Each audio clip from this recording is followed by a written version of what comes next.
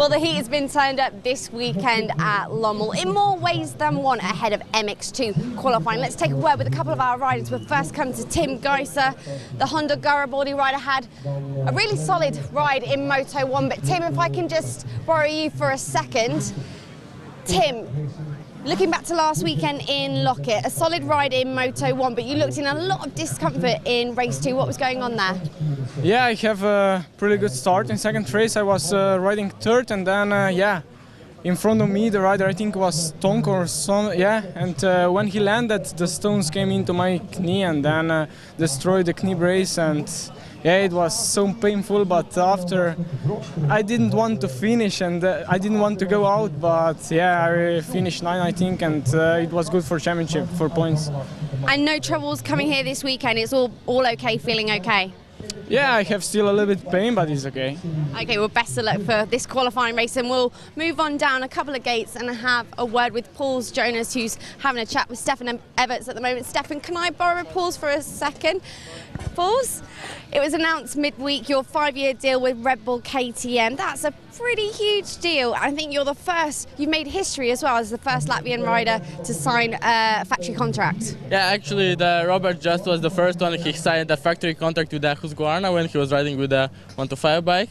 Yeah, but I think I'm the first Latvian who signed the contract with the MX2 team, the big team. So pretty exciting stuff. Yeah, sure. I was so surprised when they sent me the deal and asked me if I want to be the Jeffries teammate. I was very surprised, but yeah, now just need to work and results will come.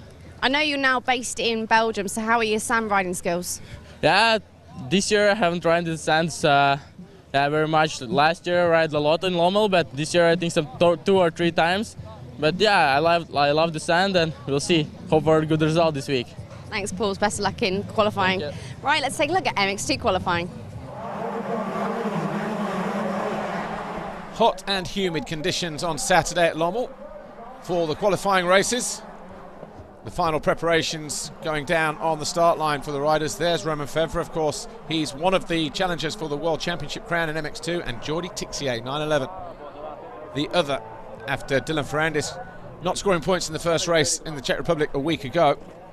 In the time practice, it was Jordi Tixier, Red Bull KTM Factory Racing, who edged out Dylan Ferrandis on the CLS Kawasaki by 0.02 of a second.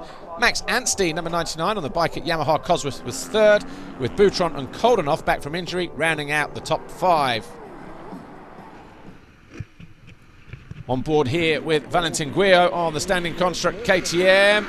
The gate dropped. On board here with Romain Febvre. A good jump for Koldenhoff, but it was Boutron who swung around the outside. Ferrandis alongside him. There's Geiser in there as well. Max Anstey in blue on the 99. And then coming out of turn 2 over the first jump. Watch what happens to Dylan Ferrandis here. Front folds over the bars. Guyot absolutely nowhere to go. Geiser goes down. Koldenhoff also caught out in that. And also Jordi Tixier. You see Tixier, 911, trying to pick up his bike. Valentin Guyot as well. And the green Kawasaki of Dylan Ferrandis just off to the right. But in that crash, Valentin Guyot realising that the triple clamp had been broken. Geiser picked himself up and rejoined the race. So too did the 259 of Koldenhoff. But it was game over for Valentin Guyot. Meanwhile, at the front of the field, it was the number 17 Silver Action KTM of Jose Boutron. Behind him was the 99 of Max Anstey. Look at the difference in the lines through here at the end of that first lap. Third, a great start for the Marchetti KTM of 7:41, Paul Jonas. Then it was Febvre, Siwa, Petrov and Charlier, with Tonkov just behind them giving chase.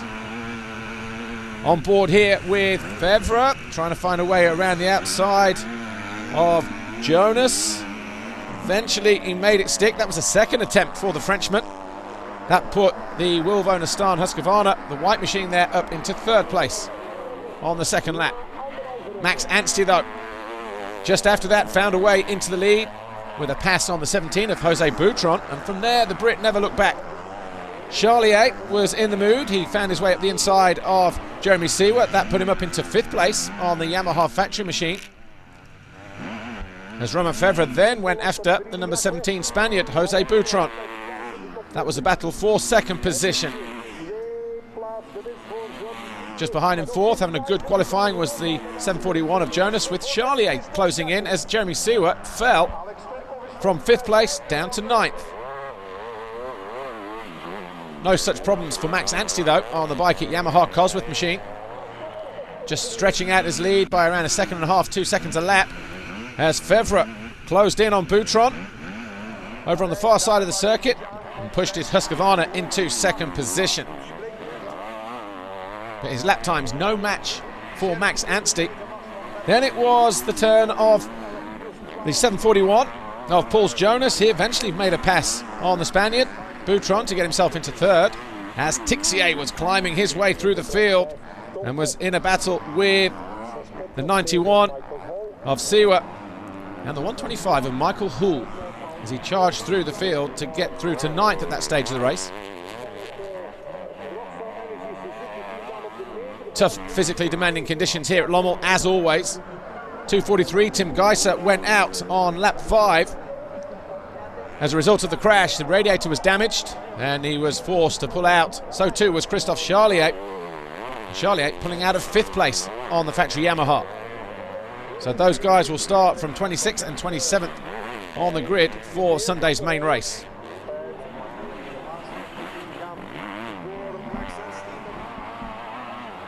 Fevre doing his best to try and keep it upright on 2 wheels, as Tixier suddenly found himself past Jeremy Seewer